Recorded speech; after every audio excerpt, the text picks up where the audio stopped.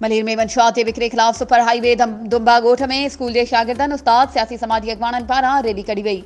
जंहिंजी अॻवानी चांद मीर पालारी, रियाज़ पालारी, फ़ियाज़ पालारी, नबी बख्श पालारी करे रहिया। रैली स्कूल खां थींदे मेन बाज़ार दुंबा ॻोठ ताईं कढी वई। रैली में शागिर्दनि जे हथनि में बैनर ऐं पंपलेट हुआ जेके मंशियात बंदि करियो, असांजी तालीम बचायो, मंशियात फरोशनि जे ख़िलाफ़ कार्रवाई करियो जा उभिरारींदड़ नारा हणी रहिया हुआ। रैली में अॻवाननि ख़िताब कंदे चयो त गडाब दुंबा ॻोठ, मेमण, दरसाणो छिन्नो, शाह लतीफ़, शीदी ॻोठ, काठोड़, old थाणो, conquer, गडाब city, Ibrahim, Hydari, ready ॻोठ समेत मलीर में आइस, गुटको, माओ, हीरोइन, चर्स समेत हर क़िस्म जी मंशियात आम वाइपे जी शयुनि वांगुरु विकिरो थी रही आहे। एहतिजाज कंदड़ मंशियात मलीर जे स्कूलनि कॉलेजनि में आम थी वई आहे। मंशियात नौजवान नसल तबाह थी रहियो आहे।